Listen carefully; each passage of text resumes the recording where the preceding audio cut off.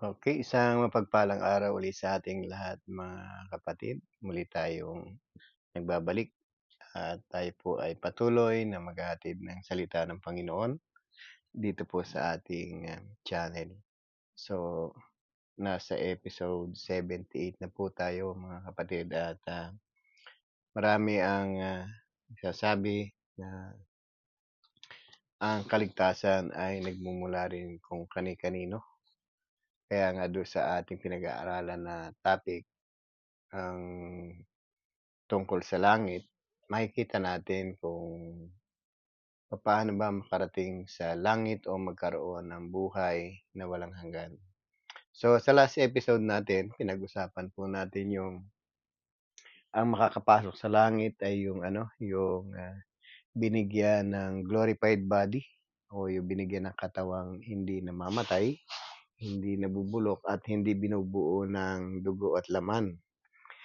So, maliwanag na walang tao na makakapasok do'n na hindi pinapalitan ng body o ng katawan. Kaya nga sa pamamagitan ng banal na kasulatan nakita natin na pagdating ng Panginoon ay tayo ay babaguhin at kung dadatnan tayo ng Panginoon na mga patay na, so bibigyan tayo ng bagong katawan. Babangon tayo sa ating kinalilibingan at tayo ay, bibigyan ng buhay na walang hanggan kung tayo po ay nananampalataya, gumawa ng mabuti at sumunod sa Kanya. Ngunit kung tayo po ay hindi napatawad sa ating kasalanan, tayo po ay parurusahan. So, maliwanag po 'yun mga kapatid at 'yun po ang sinasabi ng tagapagligtas natin, ang ating Panginoon. Kaya nga sa ating episode ngayon at kung tayo'y gusto sa langit o sa buhay na walang hanggan, kailangan po natin ng magliligtas. So, maraming religious group o maraming religious, denomination na ang kaligtasan ay nasa pamamagitan ng maraming bagay. Minsan sa pag-observe ng kanilang tradisyon, minsan ay, doon sa kanilang, sentro ng kanilang pananalig, minsan ay hindi mo maintindihan kung tama ba o hindi yung ginagawa nila. So, maraming religious group ang hindi nakadepende ang kaligtasan doon sa isinugo ng Diyos Ama na para magkaroon tayo ng salvation. Kaya nga yung pagpunta sa langit, nakadepende pa rin doon sa magliligtas sa atin. Kaya nga kung tayo po ay nagkaroon ng salvation, alam natin kung sino yung tagapagligtas natin at yun ang dahilan kung bakit makakapasok tayo sa buhay na walang hanggan. So, marami sa atin ang naniniwala kapag namatay ng isang tao. Laging usap-usapan sa mga lamay o sa anumang libing na yung namatay ay nasa langit na agad. So, ganun po yung kinamulatan natin at ganun din yung karamihan, pinaniniwalaan natin kahit hindi po sila naka-receive ng biyaya ng Panginoon. Para bang ang lisensya sa pagpasok sa buhay na walang hanggan o sa langit ay kapag tayo ay namatay. Pero ang question, paano po yung pagpasok sa hell? Katulad din ba ito ng pagkamatay? Kaya nga 'pag namatay po tayo, hindi natin sigurado kung tayo ay sa langit o sa heaven, not unless na tayo po ay naturuan ng salita ng Diyos.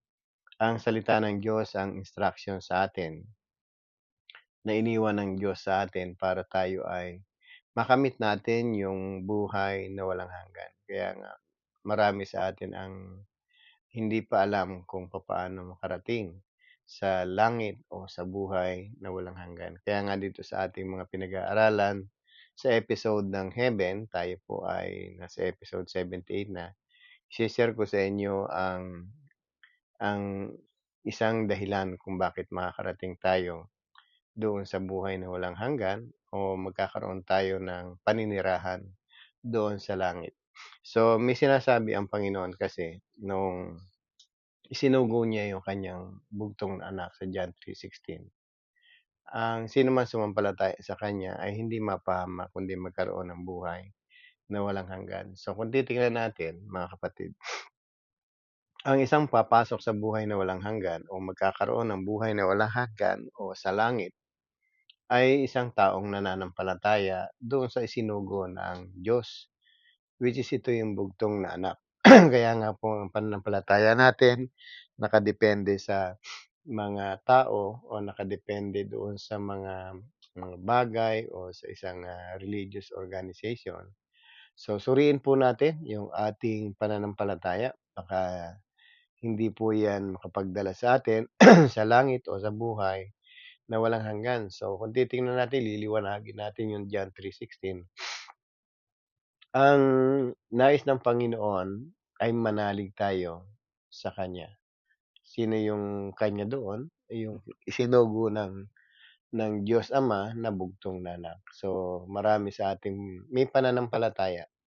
Kaya kung titingnan natin, bibigyan natin ng percentage, lahat ng tao sa mundo may pananampalataya.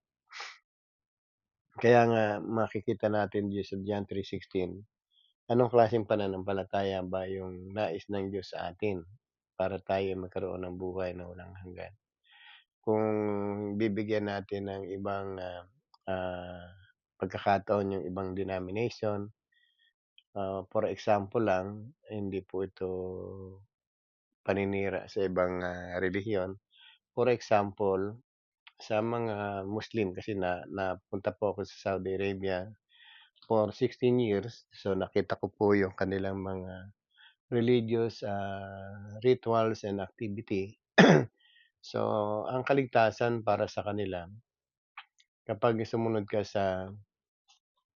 ah, sa 5 pillars of Islam, ibig sabihin dun sa 5 haligi ng pagiging Muslim, dapat ay maka-observe ka.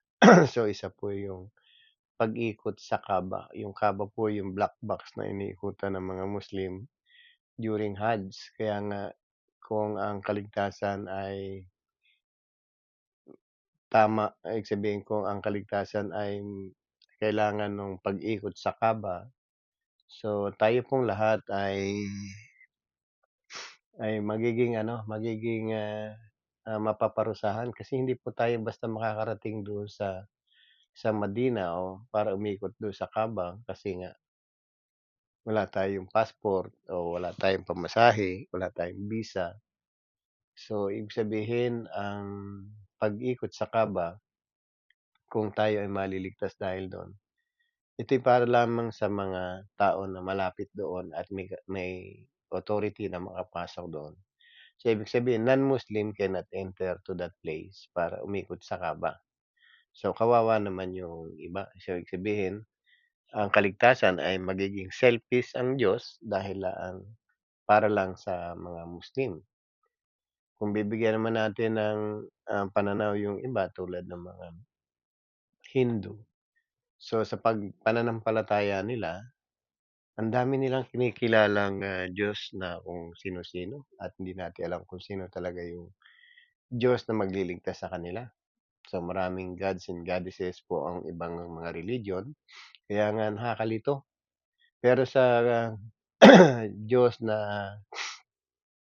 na pinakikilala natin, ang Diyos na nagbigay sa atin ng kaligtasan ay Diyos ng lahat ng relihiyon. Ibig sabihin, ito po yung Diyos na hindi kinikilingan ang bawat, lahi o ibig sabihin, neutral siya sa lahat ng mga tao at pantay-pantay na matatanggap ng tao itong kaligtasan nito kahit hindi ka umalis sa iyong bansa.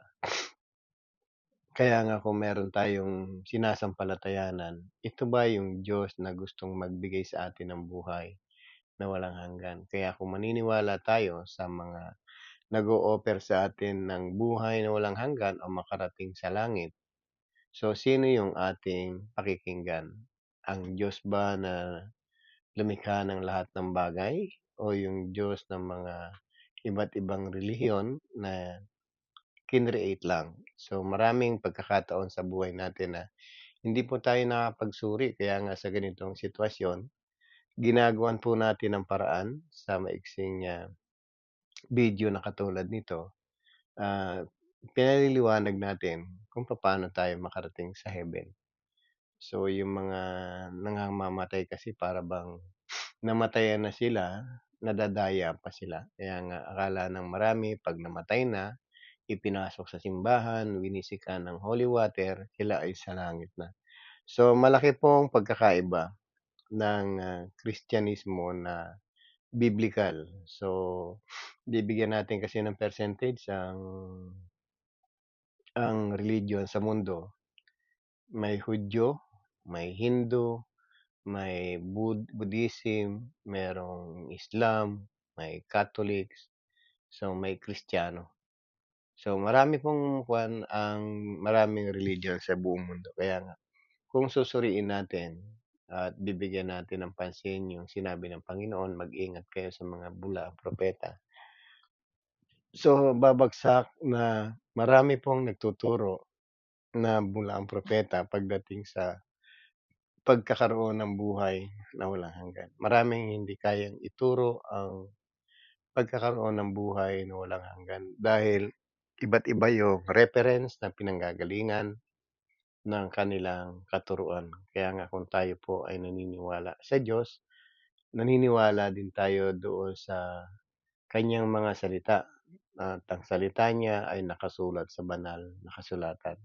So alam natin na ang Biblia ay salita ng Diyos, kaya nga kung tayo ay magre-rely sa Diyos, hahanapin natin sa banal na kasulatan yung mga instruction ng Panginoon paano tayo maliligtas. So katulad nga itong pinag-uusapan natin, paano ba ako makapasok sa kaharian ng Diyos o paano ba ako magkaroon ng kaligtasan, magkaroon ng buhay na walang hanggan. So number one kasi kailangan dito sa pinag-usapan natin, manalig tayo doon sa bugtong na anak. So ang bugtong na anak, ito po yung verse natin today. Ito po yung nagkatawang tao. At ito rin po yung sinasabi sa Acts 4:12 na ipinangaral ng mga apostol. Kaya nga ang sabi dito sa English, "And there is salvation in no one else, for there is no other name under heaven that has been given among mankind by which we must be saved." So kung tatagalogin natin, ah, sa silong ng langit sabi gano'n, kay Kristo lamang matatagpuan ang kaligtasan sapagkat sa silong ng langit kanyang pangalan lamang ang ibinigay ng Diyos sa ikaliligtas ng tao. So maliwanag na meron isang pangalan lamang na ibinigay ang Diyos. At sa ibang translation nga ng Tagalog, sabi rito, at sa kanino namang iba'y walang kaligtasan sapagkat walang ibang pangalan sa silong ng langit na ibinigay sa mga tao na sukat ikaligtas. So kung titingnan mo, merong version na may pangalan pong Jesus, merong version na walang pangalang Jesus. Yung word na sa kanya lamang na, sabi rito, ah, na walang ibang pangalang ibinigay ang Diyos. So, ibig sabihin, ano ba yung pangalang ibinigay ang Diyos? Sino ba yung ibinigay ng Diyos? So, kung titingnan natin sa John 3:16 uli, yung kanyang bugtong na anak. At yung bugtong na anak na yon, nung nagkatawang tao siya, pumasok sa sanlibutan ito, ay ipinanganak sa isang laman. At sa Matthew 1:21, sabi ng anghel doon kay Joseph, sinabi niya kay Joseph, sabi ng anghel, ay manganganak siya ng isang lalaki na papangalanan mong Jesus sapagkat siya ang magliligtas sa kasalanan ng kanyang bayan. So, yung pangalang Jesus ay nabanggit bilang ah, pangalan ng bugtong na anak na ibinigay ng Diyos sa sanlibutan. Kaya nga doon sa Acts 4:12 minsan, sa ibang translation, walang pangalang Jesus. Pero tinutukoy nito walang iba kundi ang ating Panginoon sapagkat iisa lamang ang ibinigay ng Diyos sa sanlibutan na sukat ikaligtas natin. So maliwanag, kung gusto nating magkaroon ng buhay na walang hanggan o magkaroon tayo ng kapatawaran, makarating tayo sa langit, So, kailangan natin sampalatayanan yung bugtong na anak na ibinigay ng Ama sa sanlibutan. Walang iba kundi ito yung ating Panginoong Hesus. Sa ibang translation nga sabi, "Walang sino man sa mundong ito ang makapagliligtas sa atin kundi si Jesus lang." So, ito po yung ASD translation. So, ano man ang translation natin, kulang man yung pangalan, nakasulat man o hindi, ang hindi mawawala doon yung ibinigay ng Diyos sa atin. Ibinigay sa silong ng langit. So, sabi walang ibang pangalan na ibinigay ang Diyos sa silong ng langit sa ikaliligtas natin. So, ito yung kanyang anak. Ito yung ating Panginoon. Kaya nga kung po tayo magkakaroon ng pagkakataon na saliksikin natin ang banal na kasulatan, so makikilala natin ang Panginoon. Siya pala yung bugtong na anak ng Diyos. Kaya nga kung tayo po ay hindi mananalig sa Kanya, so tayo po ay hindi natin makakamit yung ibinibigay ng Panginoon sa atin na kaligtasan. Kaya nga doon sa John chapter 3, verse 36, mapapansin po natin doon na merong sinabi ang Panginoon doon na kapag nanalig kayo sa Kanya, ay meron kayong buhay na walang hanggan. So, basahin po natin. Ang sabi rito sa English, "The one who believe in the Son has eternal life." So, maliwanag po dito yung unang bahagi na sinasabi dito sa bersikulo na ito. Ang sino mang manalig sa anak ay may buhay na walang hanggan. Sa Tagalog kasi sabi rito, ang sumasampalataya sa anak ng Diyos ay may buhay na walang hanggan. Sino po ba yung anak ng Diyos dito na dapat nating panaligan? Kaya nga doon sa Acts 4:12, maliwanag ito yung ating Panginoon. Kasi doon sa Acts 4:12, ang tinutukoy na anak doon, walang iba kundi ang ating Panginoong Hesus. Nagkapangalan lamang yung bugtong na anak nung siya ay isinilang ni Maria at ang nagbigay ng pangalan sa kanya ay walang iba kundi yung anghel na nagsabi kay Joseph na ito yung ipapangalan mo sa kanya. Kaya nga tayo po, hindi po tayo maliligaw, hindi po tayo madadaya kung tayo po ay merong banal na kasulatan. Kasi sa ibang denomination, maliligtas ka kung ikaw ay maco-convert sa ganito, magkakaroon ka ng ganito. Sari-sari pong rituals ang susundin para maligtas. Dito po sa atin, kaya sabi ko ang Diyos natin ay napakabuti, neutral po siya. Kahit saan dako ka naroroon, yung requirements ng pagkakaroon ng buhay na walang hanggan, puwedeng mangyari sa iyo.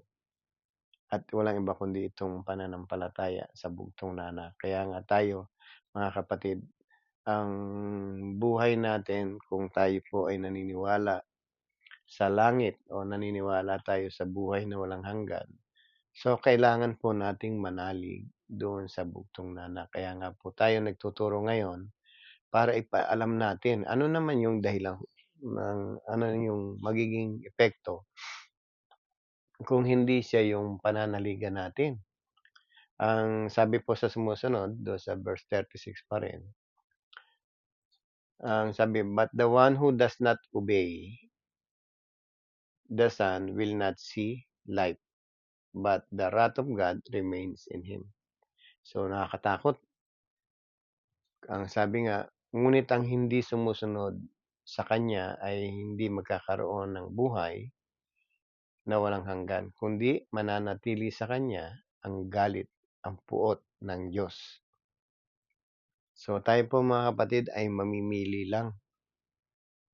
Mananalig ka ba o hindi? So, para bang nananakot dito ang ating Panginoon. Kaya nga sa atin, kung ang kilala natin ang Diyos na makapangyarihan sa lahat, ang Diyos ay alam niya ang lahat. So, ang Diyos po ay naghanda ng bagay na ikabubuti natin.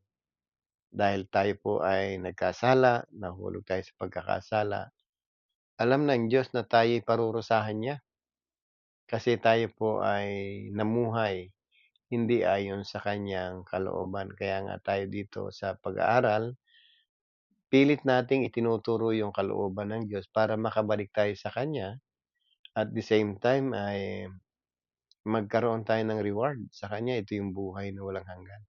Actually, ang gusto ng Diyos lahat po tayo makapasok sa Kanyang kaharian. Hindi niya ginawa yung kaharian ng Diyos o Kanyang kaharian, nang hindi niya nagkaroon siya ng intensyon na isama tayo.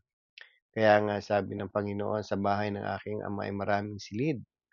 Ako'y paparoon upang ipaghanda ko kayo." So, nakita natin yung paghahanda ng Ama do'n sa kaniyang tahanan na maraming silid. Ang ating Panginoon pa yung naghahanda para isama tayo do'n sa kaniyang kinaroroonan. Pero ang condition is, sa kanya ka ba talaga nananalig? Kaya ang iba kasi nananalig kay Mama Mary, may mga deboto po si Mama Mary at alam ko sa Pilipinas, pagdating ng Wednesday, yung Baclaran Church ay halos punong-puno, pati pati yung kanilang parking lot ng mga deboto ni Mama Mary. So, ito po yung minsan hindi natin nakikita, akala natin ay parang tama, pero minsan nalilimutan natin yung way ng Panginoon, yung daan ng Panginoon ay hindi pala natin nagagawa, especially yung manalig tayo sa anak. Walang sinabing manalig tayo kay Mary, walang sinabing manalig tayo kay Joseph, walang sinabing manalig tayo kay Paul, kay Peter. So, walang sinabi ang Panginoon. Isa lang yung dapat nating panaligan. Ito'y walang iba kundi ang ating Panginoon. Kaya nga kung tayo po ay mananampalataya sa Panginoon, ang sabi, tayo po ay magkakaroon ng buhay na walang hanggan. Pero kung titingnan natin do'n sa second stanza po ng 36, ang ang first stanza kasi ang sabi, "Ang sumampalataya sa anak ng Diyos ay may buhay na walang hanggan." Ngunit ang hindi sumusunod, yung word po na sumusunod ay bunga ng pananampalataya natin. Kaya nga kung tayo po ay nanampalataya sa Panginoon, then hindi ka sumunod, ibig sabihin, hindi ka magkakaroon ng buhay. So, tingnan po natin at kung suriin po natin. Sa mundong ito, maraming nananampalataya sa anak. Kahit hindi nila alam kung ano yung mga bagay na dapat nilang sampalatayanan sa anak, sila po ay nananampalataya kay Jesus, especially yung Christian denomination. Kasi meron pong Jewish denomination, may Hindus denomination, merong mga Muslim denomination, meron ding Christian denomination. But among Christian denomination, marami po ang kumikilala, nananampalataya sa Panginoon, pero hindi lahat sumusunod. So marami pong, churches na Christian kung turingan, pero hindi po sila sumusunod sa ating Panginoon. So maliwanag yung pagsunod ay bunga ng pananampalataya natin. Kaya nga kung tayo po ay hindi susunod sa anak, ang sabi nga rito, ngunit ang hindi sumunod sa kanya, yung kanya roon ay walang iba kundi ang son o yung anak na tinutukoy, ay hindi magkakaroon ng buhay kundi mananatili sa kanya ang galit ng Diyos. Ngayon ang tanong sa atin, kabilang po ba tayo sa nananampalataya sa Diyos na hindi sumusunod sa Kanya? Kabilang ba tayo doon sa mga tumatawag sa Panginoon pero hindi naman natin siya sinusunod? So, marami pong tao ang tumatawag actually sa ating Panginoon at naniniwala sila sa pagiging anak ng Diyos. Naniniwala sila sa ating Panginoon na siya yung tagapagligtas. Ngayong after ng paniniwala natin ay, tayo ba ay sumunod do sa mga bagay na ipinagagawa niya para po tayo ay maligtas? Kasi sa sanlibutan ito po, marami tayong puwedeng sundin pagdating sa pagkakaroon ng buhay na walang hanggan. Ngayon yung sinusunod natin, mga reliable ba 'yan? Yung instruction ba nila ay talagang, puwede nating patunayan na tama o totoo? Kaya nga kung tayo po ay sumusunod kung kanino man na nagtuturo sa atin ng kaligtasan, Makatitiyak po ba tayo na tayo makakapasok sa buhay na walang hanggan o sa langit? Kaya nga 'pag hindi po tayo sa ating Panginoon sumunod at sa iba tayo sumunod kahit may pananampalataya tayo sa Kanya, posibleng malihis yung ating, kaligtasan. Ibig sabihin posibleng malihis ng landas yung ating buhay pananampalataya. At ang tendency niya kung tayo po ay malilihis, hindi po tayo makakapasok sa langit. So, tayo po yung mga mga tao na umaasa doon sa naglilid natin na hindi naman po tayo nagsusuri ng banal na kasulatan. Kaya nga po sa ganitong sitwasyon, isang isang ginagawa natin, sinusuri natin yung banal na kasulatan at kapag nakita natin na ito talaga yung sinasabi ng Panginoon, so tayo po ay hindi nangingiming, ikuwento ito kasi alam po natin na ang salita ng Diyos ay totoo. At si Jesus po 'pag siya po ang nagsalita, siya po ay may kapangyarihan at may authority dahil siya po yung nag-iisang galing langit na bumaba dito sa lupa para magbigay sa atin ng turo kung papaano tayo makarating sa kanyang kaharian. Kaya nga isa sa sinabi ng Panginoon sa John 5:39, "Sinasaliksik ninyo ang banal na kasulatan sa pagkakala ninyong dito niyo matatagpuan ang buhay na walang hanggan. Ang mga kasulatang ito ang siyang magpapatotoo tungkol sa atin o tungkol sa akin," sabi niya. Kaya nga sa atin, ang pagsasaliksik ng banal na kasulatan ay mahalaga. Wag po kayong basta maniniwala sa sinasabi ko. Maniwala kayo sa sinabi ko na nababasa po ninyo. Kaya nga mahalaga po itong, ginagawa natin. Kahit sino nagtuturo sa atin, i-double check po natin yung mga binabahagi sa atin ng ating mga kapatid. Wala naman pong masamang intensyon yung mga nangangaral, ang gusto nila makilala niyo ang ating Panginoon. So, gano'n din po ako. At 'pag nakilala niyo ang Panginoon, makakasunod na tayo sa Kanya. Kaya nga encourage ko lagi dati sa sino man o sa bawat isa sa atin, kahit isang verse lang, isang araw o isang kalahating oras lang, mag-aksaya po tayo ng panahon sa pag-aaral ng salita ng Diyos.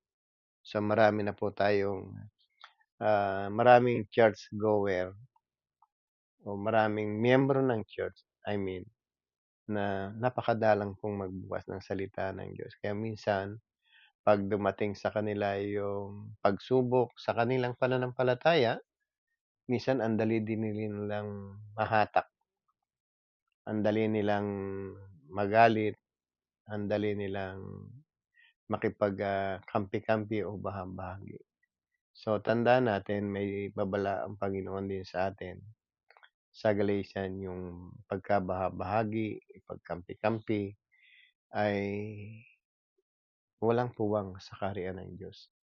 Kaya nga bakit po tayo magkakaroon ng, division? Bakit nagkakaroon ng division sa loob ng isang church?